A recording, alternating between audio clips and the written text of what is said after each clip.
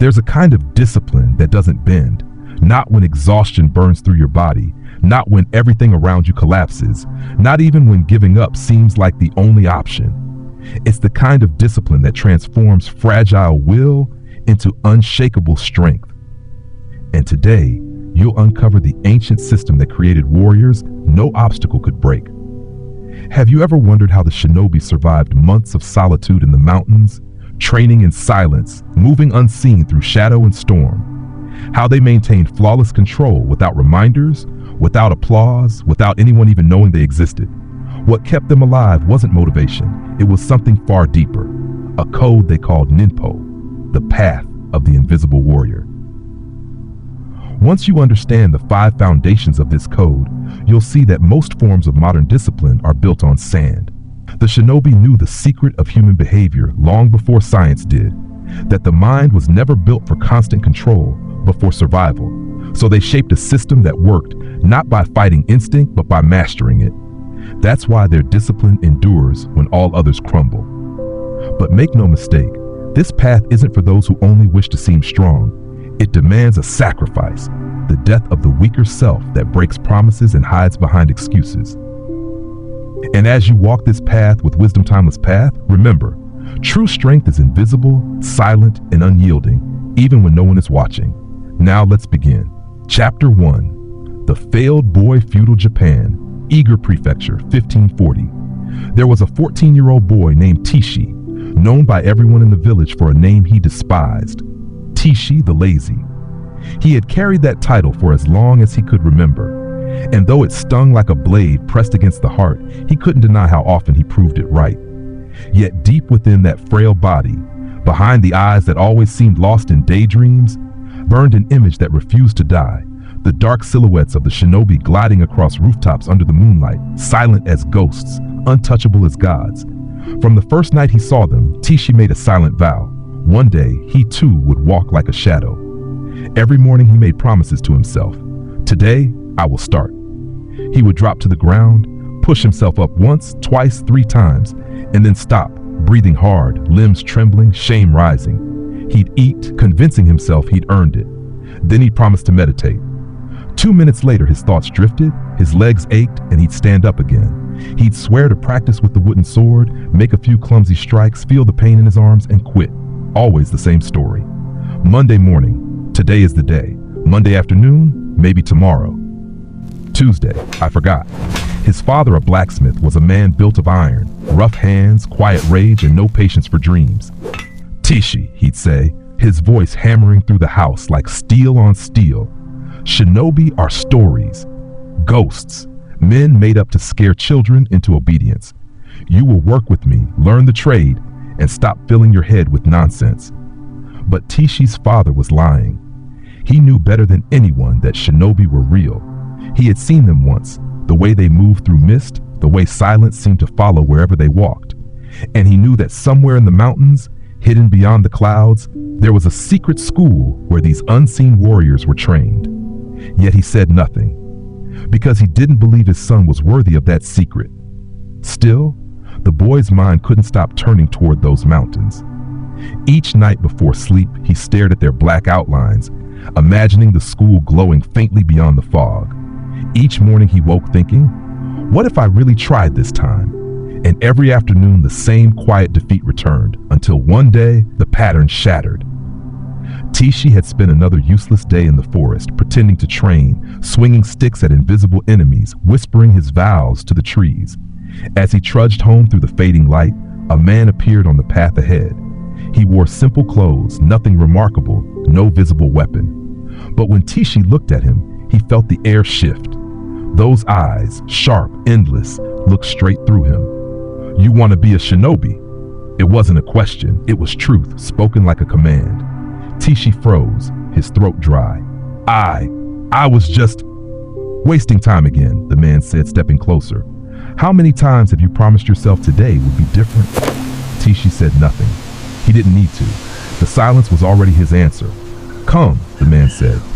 If you can keep up with me, I'll show you where the school is. If not, you'll go home and spend the rest of your life shaping iron with your father. The man turned toward the mountains and began walking. Teeshi stared after him, his heart hammering. He looked at the steep slope, the clouds coiling around the peaks. He'd never done anything for more than a few minutes without quitting. But something inside him cracked open. Maybe it was the exhaustion of failure, maybe it was the man's calm authority, or maybe it was simply that he was tired of being that boy. He took a breath. I go. The first 20 minutes felt easy. His feet were light, his chest full of hope. By 40, his legs began to shake. After an hour, his lungs burned and the old voices returned. You can't do this. You'll fail again. Go home. But the man kept walking. He didn't look back. He didn't slow down. 2 hours in, Teeshi was crawling. Dirt filled his nails. His knees bled. His breath came in gasps. Tears streaked down his face. Everything in him screamed to stop. And yet, beneath that pain, something unfamiliar was rising. A quiet, fierce determination that refused to die. At that moment, he realized something that would shape the rest of his life. The pain didn't matter, and the fatigue didn't matter. Only one thing mattered. The promise he made to himself at the base of the mountain. He had said he would climb, and warriors keep their word. So he rose, step by trembling step. The mountain didn't care if he was weak. It demanded only that he continued. 3 hours and 15 minutes later, Teeshi collapsed at the summit. He vomited, then blacked out. When he awoke, the air smelled of incense. He was lying on smooth wooden floors, the flicker of candles painting shadows on the walls. The man was sitting before him, eyes calm, posture unshaken. You've already completed the first lesson of Ninpo, he said. You just didn't know you were learning it. Teeshi blinked, dazed. What lesson? That discipline doesn't begin when you start, the man said softly.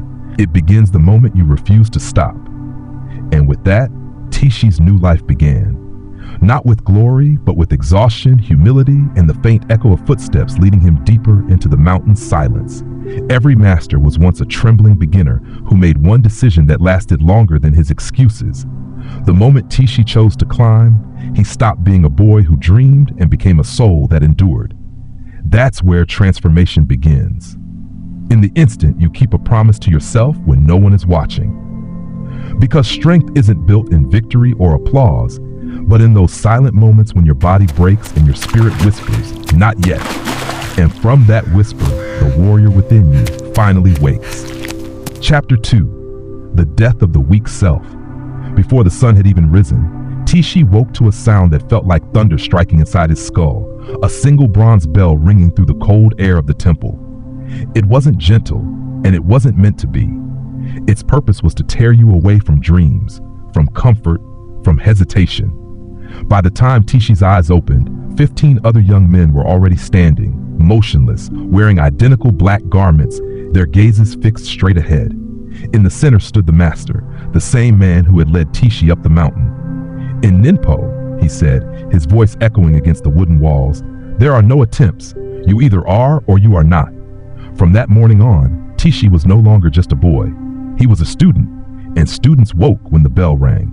No exceptions, no reasoning, no negotiation. Teeshi looked through the narrow window slit. The world outside was still pitch black. But, Sensei, he began. What time? The master turned, and the look in his eyes froze the words on Teeshi's tongue. Questions are thoughts, he said coldly. Thoughts create hesitation. Hesitation creates death. The bell rings, you wake. The end. That was Teeshi's first lesson in the death of the weak self, the one that talks back, that seeks comfort, that wants to understand before obeying. From that moment, understanding became irrelevant. Only action mattered. The first week was agony. The bell sounded before dawn. 1 hour of silent meditation that felt like eternity. 2 hours of brutal physical conditioning that left every muscle screaming. Another 2 of studying tactics, symbols, and philosophy. Then, as the light faded, they trained in stealth, crawling, hiding, disappearing into shadow, sleep, wake, repeat. Every day, Teeshi's body broke a little more. Every day he wanted to quit. But quitting wasn't an option, not anymore.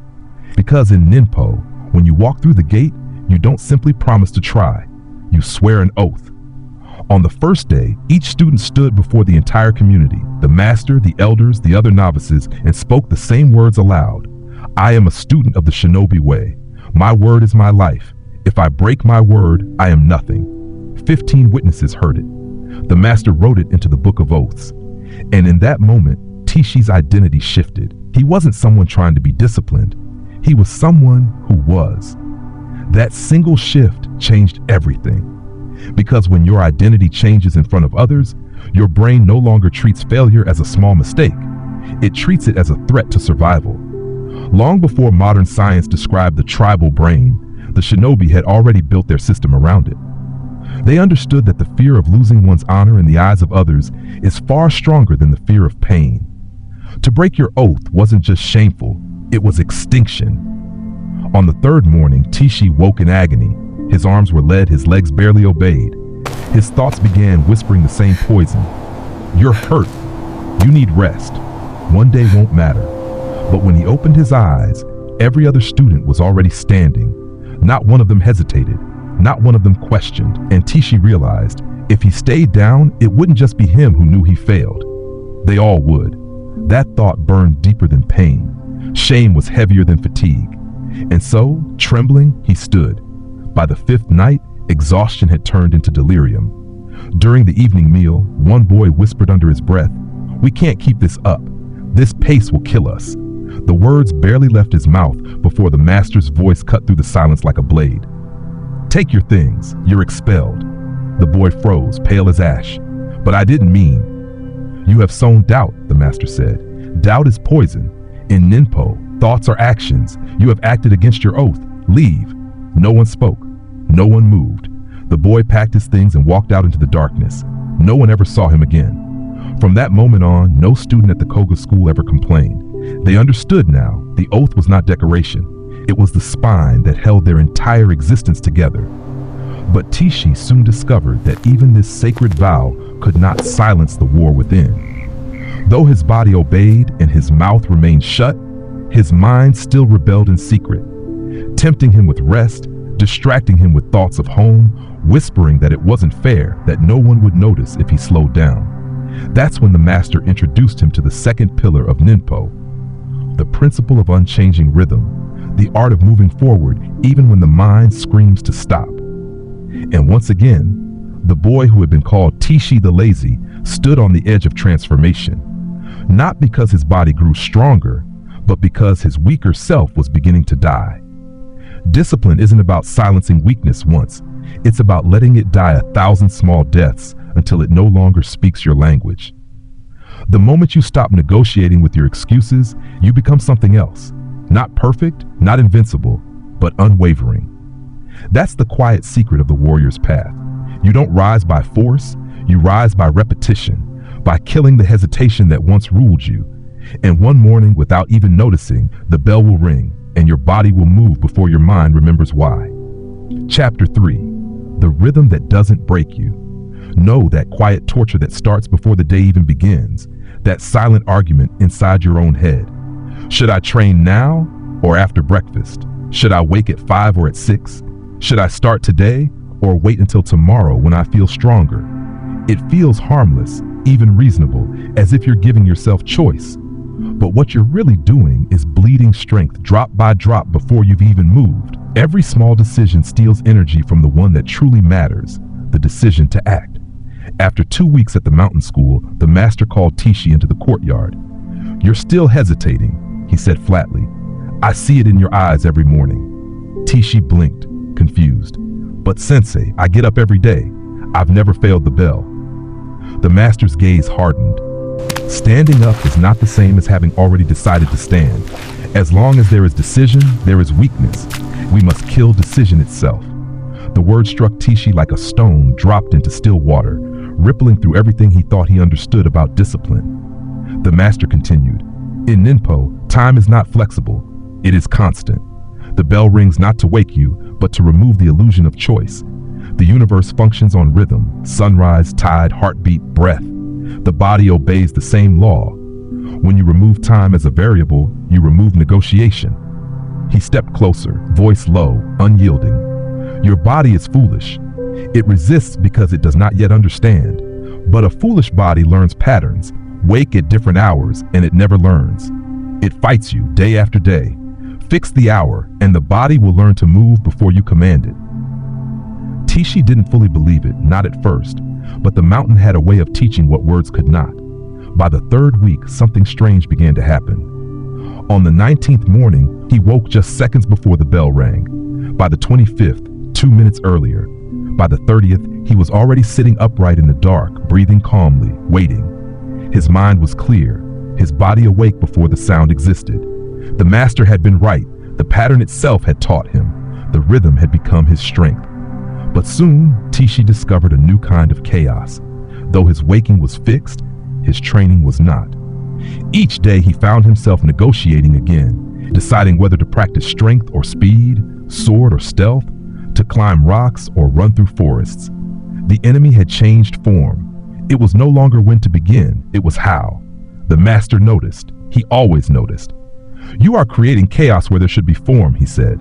"Discipline is not doing many things well. It is doing one thing so completely that you disappear inside it." Then, in that calm and merciless tone, he gave Teeshi an order that sounded like madness. "For 100 days, you will perform the exact same sequence, same order, same movements, same repetitions.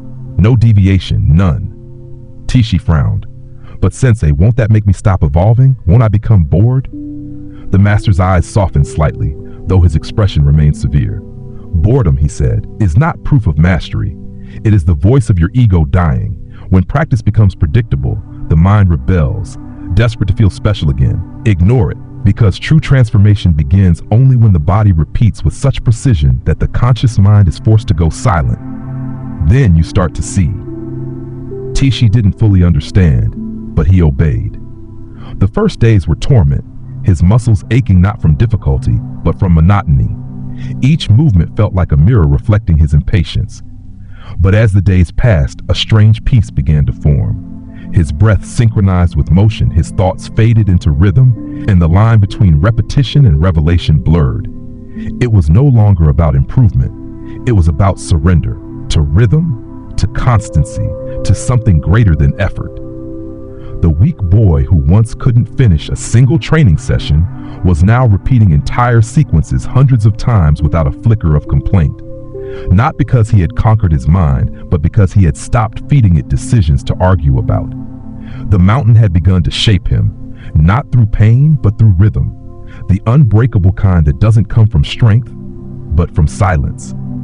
Discipline dies when choice is left alive. The mind loves movement, but hates repetition, because repetition reveals what the ego tries to hide. When every day begins the same, when your actions no longer need permission, something miraculous happens. Time disappears, and you become what you practice. The rhythm that doesn't break is not made of effort, it's made of surrender, to constancy, to pattern, to silence. And one day you wake to realize you no longer decide to rise. You simply rise, because the weak self that once hesitated is gone. Chapter 4, The Form That Frees. I'll tell you a truth few people ever learn. The kind that hides behind all your clever routines and your obsession with variety. You think variety keeps life interesting, that it keeps your mind sharp, your spirit alive. But variety is where discipline goes to die. Every time you change your plan, you hand power back to hesitation. Should I run or lift today? Should I focus on speed or strength? Should I start with meditation or sword practice? Each small question is another leak in the container of your will, a dozen cracks where your old patterns slip quietly back in. Teeshi began what the Shinobi called Shuyō, a period of personal refinement so demanding it stripped you down to the bones of your character. For 100 days, the schedule would never change. The sequence was merciless. 50 push-ups, 100 squats, 30 minutes of sword practice following the same precise kata, 20 minutes of breathing drills performed in the same order, in the same place, at the same time, every single day. The first week felt like imprisonment. His mind screamed for variety, begged for escape. This is pointless. You're human, not a machine. Change something before you lose your mind. But the mountain did not care about feelings. The bell still rang, the hours still moved, and Teeshi still trained. By the second week, the other students began to notice. "Man, you're turning into a robot," one said, half in jest. "Where's your creativity? Where's your self-expression?" The master overheard and let out a quiet laugh that held no warmth. "Creativity without structure," he said, "is just refined chaos. You wish to express yourself? Then first, master the form. Only when the form becomes your foundation will your expression have any truth. The third week was psychological warfare. Every morning the same thought returned, wearing a different mask. Do something different, just for today, just once. You've earned it. But Teeshi remembered the oath, remembered the boy who had spoken one sentence of doubt and vanished from the temple forever. So he kept his form. By the fourth week, his mind began to wither. His body wasn't failing, his mental stamina was. Yet that was precisely the point. The brain realized that no matter how many times it begged for novelty, the answer would always be no. It could no longer negotiate. And when negotiation ends, peace begins. By the sixth week, something extraordinary happened. During a set of push-ups, Teeshi noticed that he was no longer thinking about what to do. His body was simply moving, perfectly, silently, effortlessly. The sequence had become part of him, like breath. It wasn't boredom, it was liberation. Liberation from the tyranny of choice. In the 8th week, during sword practice, he noticed something microscopic, the subtle rotation of his wrist that altered the sound of the blade slicing air. It was so precise, so delicate, that he could never have seen it while still busy deciding what to practice. Only now, when the form had become automatic, could consciousness finally pay attention to the invisible. The master, watching from the shadows, nodded. "Now you understand," he said.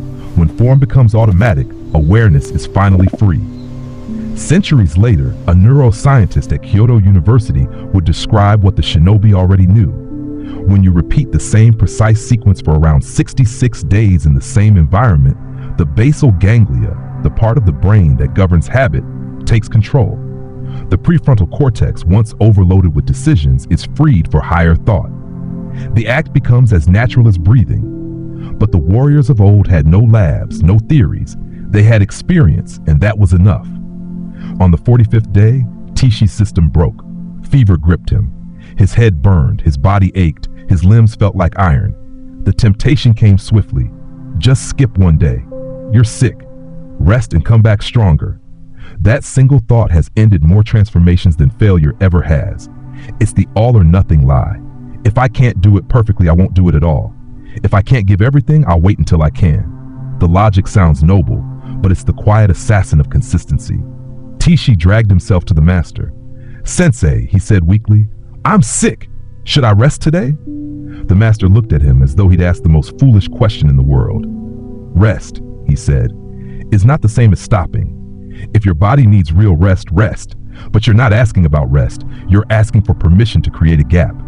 He leaned forward, his voice soft but sharp as a blade. "A river does not stop flowing. In drought, it becomes a trickle. In storm, a torrent. But it always flows. The moment it stops, it is no longer a river, just a hollow where water used to be. Your practice is the same." That day, the master taught Teeshi the third pillar of Ninpo, Muku, practice without gaps. "Are you weak today?" he said. "Then do less. 10 push-ups instead of 50, 5 minutes of meditation instead of 20. But do something, because momentum is more precious than perfection." Teeshi obeyed. He trained through the fever, not with intensity, but with endurance. His movements were slow, shaky, imperfect, but they existed. And when the fever broke the next morning, his body fell naturally back into rhythm as if nothing had happened. The pattern was unbroken. Had he skipped entirely, his body would have learned a deadly new lesson, that skipping was allowed, that the pattern could bend, that discipline was optional. And once that belief enters, it never leaves. On the 70th day, a storm tore through the mountains. The wind howled, the temple floor flooded, rain lashed the walls. Teeshi thought, surely today we pause. He sought his master. "Sensei, where do we train today?" The old man pointed to the covered patio. "There." "But it's raining," Teeshi protested. The master's answer came like thunder. "Do you think enemies attack only on sunny days? Do you think duty disappears when comfort does?" So Teeshi trained in the rain, drenched, shivering, slipping in mud, every breath burning. But he trained because the form, once established, no longer depended on weather or mood or health. It simply existed. And that, the master later told him, was freedom. Not the freedom to do what you want, but the freedom from needing to decide at all. Freedom isn't found in doing whatever you wish. It's found in no longer wishing for anything different. When your form becomes your breath, When your days flow like water through a single channel, discipline ceases to feel like effort. You become the rhythm, and the rhythm becomes you. The weak self, once addicted to choice, fades quietly away, replaced by something calm, steady, and unshakable. That's the paradox of mastery. The tighter the form, the freer the mind, because when nothing in you negotiates anymore, you have finally become whole. Chapter 5. The Invisible Preparation. Even the most disciplined warrior meets a moment that threatens to undo everything, not from weakness, but from surprise. Because no matter how strong your oath, how fixed your rhythm, how perfect your form, there is always one kind of blow that cuts deeper than fatigue, the one you didn't see coming. On the 80th day of training, Teeshi's test arrived.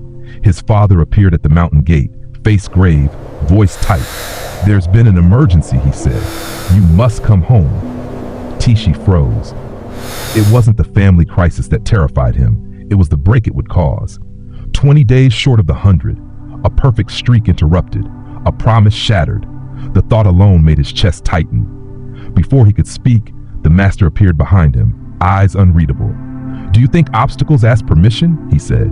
"Do you think life respects your 100 days?" "But sensei," Teeshi stammered, "I promised to complete." The master's voice sliced through his words. "You promised to practice without gaps. You never promised it would be easy or convenient or fair. This," he said, pointing toward the valley below, "is your true test. Not when the path is clear, but when everything collapses and you continue walking anyway." That evening, the master taught him the fourth pillar of Ninpo, Zeni, prior preparation. A true shinobi, he said, is never surprised because he has already answered every question before it is asked. When X happens, he does Y, without emotion, without hesitation, without negotiation. He simply executes. He handed Teeshi a scroll and a brush.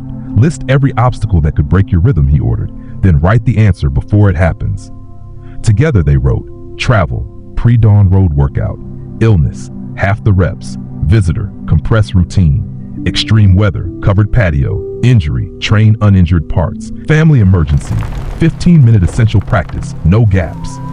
It seemed mechanical, even absurd, but Teeshi obeyed. The next morning he descended the mountain. 3 days in the village. His father needed him. The forge had cracked, the fields were flooded, the roof leaking. He worked from dawn to dusk, carrying, fixing, hauling. But every morning at 4 a.m. before anyone stirred, Teeshi slipped outside. 20 push-ups, 10 minutes of meditation, a short kata with his wooden sword. The same sequence, condensed but intact. Neighbors whispered through the fog. "That boy's lost his mind," they said. "His father's in trouble, and he's playing with a sword in the dark." But Teeshi understood something they never could. The morning practice didn't take anything from his family. It gave him the strength to serve them without resentment.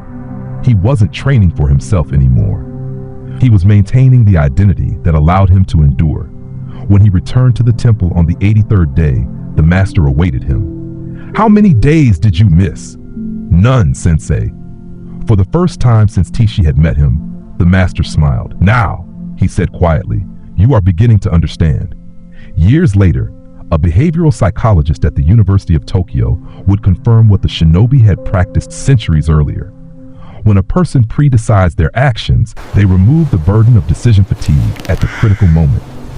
The prefrontal cortex, the brain's center for willpower, no longer wastes energy debating, it simply executes.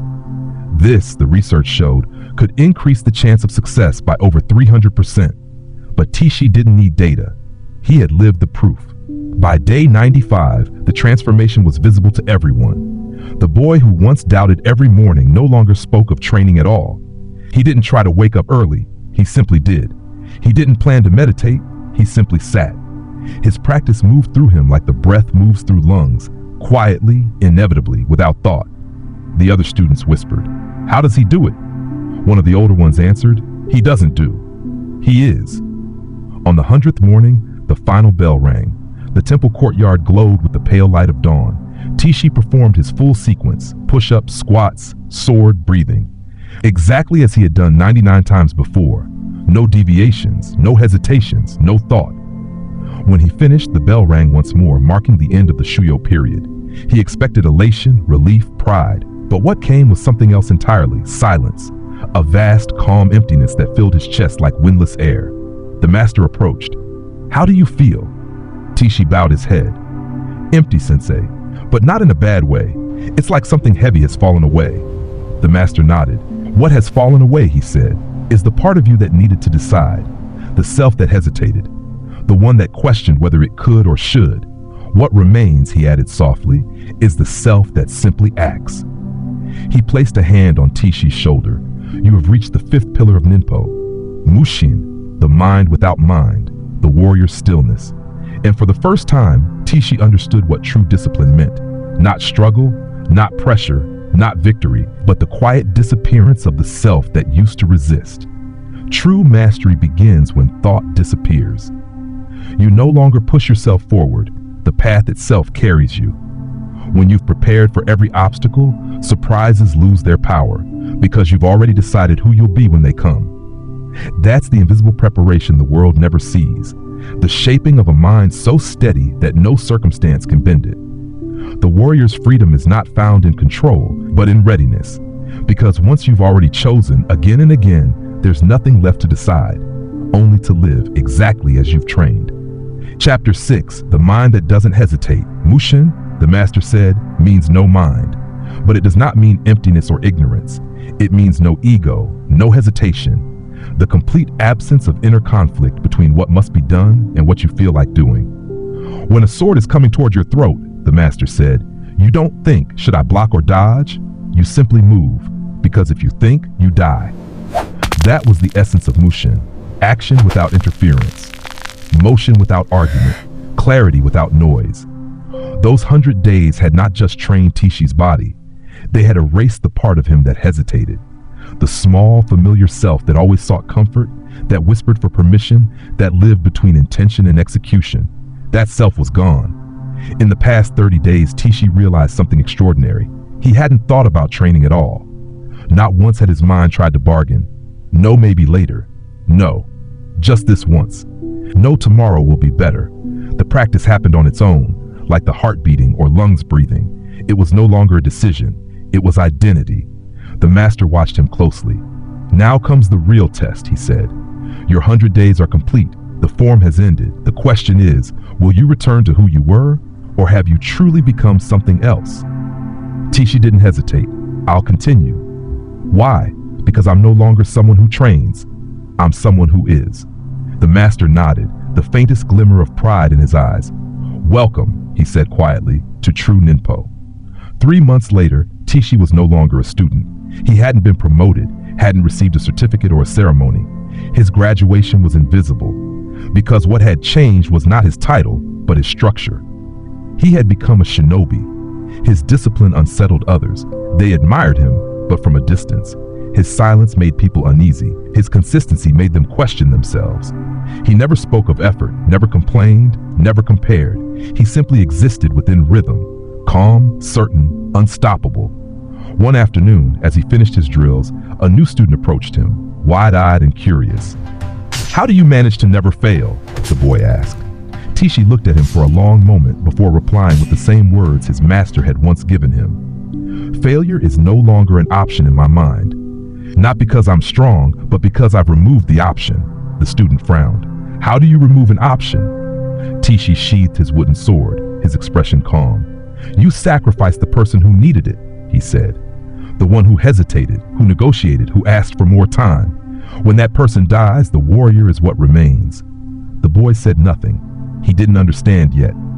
Few ever do. But Teeshi no longer cared whether others understood. His transformation was not something to be seen. It was something to be lived. And as the seasons shifted over the mountains, people in the nearby villages began to speak about him. They noticed how he moved, how his presence seemed to silence a room. They whispered that something about him was unnatural, that he no longer seemed like an ordinary man, and that was exactly what he had become. Not ordinary, not comfortable, not explainable. Because when you reach the mind that no longer hesitates, you stop existing as one person among many. You become the proof of what discipline looks like when it stops trying to prove anything at all. The highest form of strength isn't loud, it's quiet. It's the calm that comes when the war inside you is finally over. Mushin isn't about emptying the mind. It's about removing everything that interferes with truth. Every excuse, every doubt, every flicker of hesitation. When nothing within you argues anymore, every action becomes pure. You no longer ask whether you can, you simply do. And that's when the world begins to whisper, this isn't normal. But that's exactly how you know you've become what others only pretend to be. Chapter 7, The Warrior Who Scares Zorg. 6 months after completing his Shuyō, Teeshi received his first true mission: infiltrate an enemy castle and retrieve stolen documents.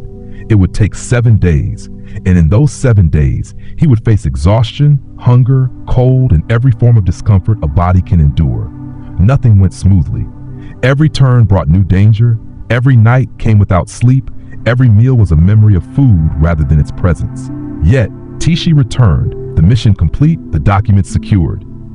When the other shinobi asked how he had done it, he answered simply, I did what needed to be done. But the truth ran far deeper than those 6 words. During those 7 days, not once did Teeshi think, I can't take this. That voice, the weak one that once argued for comfort, had long been silenced.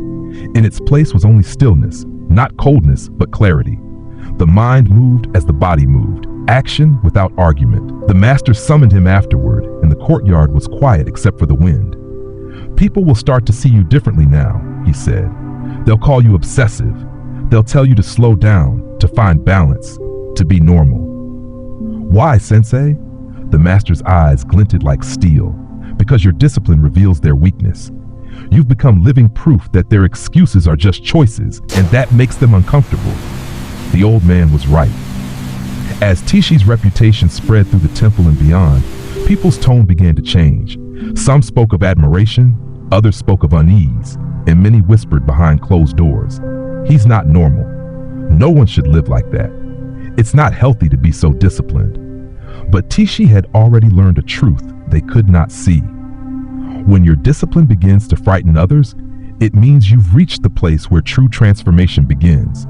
Normal people seek comfort, but comfort is the enemy of greatness. Warriors live in the territory beyond comfort, where hesitation cannot survive.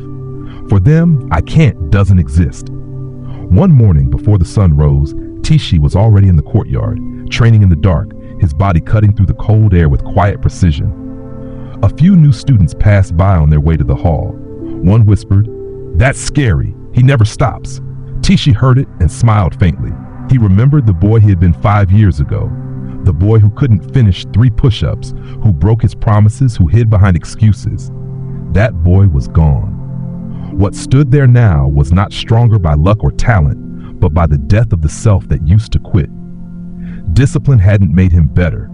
It had made him different. Different in a way that ordinary minds could not understand. Because when you kill hesitation, you also kill what makes others comfortable around you. They no longer see you as one of them, and that is the cost of mastery. And when people start calling you inhuman, that is when you know the weak version of you has finally died. Teeshi's transformation was built on what his master called the 5 Pillars of Ninpo. They were simple to understand but brutal to live by. An ancient system designed not to teach you what to do, but to destroy everything inside you that resists doing it. The first was Ketsui, the public oath. You stop making private promises that no one hears and start declaring your commitment aloud, turning your words into identity. The second was Rei, the unchanging rhythm. You remove time as a variable, fix your schedule, and let your body learn what constancy feels like until the act happens without decision. The third was Kata, the perfect form. You do the same thing every day for 100 days, without variation, without creativity, until your consciousness dissolves into precision. The fourth was Mukri, practice without gaps. You never allow a full stop. When you're tired, you do half. When you're sick, you do less. But you never do nothing because zero breaks momentum. The fifth was Zany, prior preparation. You plan for obstacles before they arrive. When X happens, you do Y. You remove choice from chaos and turn reaction into readiness. Those 5 pillars turned a weak, uncertain boy into a shinobi capable of completing impossible missions. Not because he grew stronger, but because he killed the self that hesitated. And now that he had crossed the threshold, Teeshi understood something his younger self never could. that greatness demands sacrifice. You cannot keep your comfort and your transformation at the same time. One of them must die for the other to live. This path will not make you happy in the way the world defines happiness. It will not make you balanced. It will not make you likable. It will strip away everything fragile inside you, every soft edge, every excuse, every delay. It will make you a weapon of will. It will make people whisper that you've gone too far, that you're losing yourself, that it isn't healthy to care so much, and that is when you'll know you're finally doing it right. Because the discipline that unsettles others is the only discipline worth building. The kind that draws silence when you enter a room. The kind that forces people to confront what they've been avoiding in themselves. This is not a system for the comfortable. It's not for those who want to improve just a little. It is for those who are willing to die, not physically, but internally, for the version of themselves that has yet to be born. So don't try, don't test, don't compromise. Choose one thing. Make your public oath. Fix your schedule. Define your perfect form. Commit to 100 days without a single gap. Decide in advance what you'll do when everything goes wrong. Then watch what happens when you stop negotiating with yourself. Because Teeshi wasn't special. He wasn't chosen. He was a weak boy who finally decided to stop waiting for strength and instead sacrificed the one who couldn't move without it. And from that moment, the boy disappeared and the warrior was born. You'll know you've changed when your discipline begins to disturb others, when they whisper that you've gone too far, when they can no longer explain you. That's the sign that the weak self has died and the real one has taken its place. The world will call it obsession. You'll know it as freedom. Because the mind that no longer negotiates cannot be broken. The body that no longer waits cannot be stopped. And when they say he's not normal, take it as a compliment. It means you've finally reached the level where normal can no longer follow. If you've made it this far, thank you deeply for your time and presence. This is Wisdom Timeless Path, where discipline becomes freedom. Until the next video.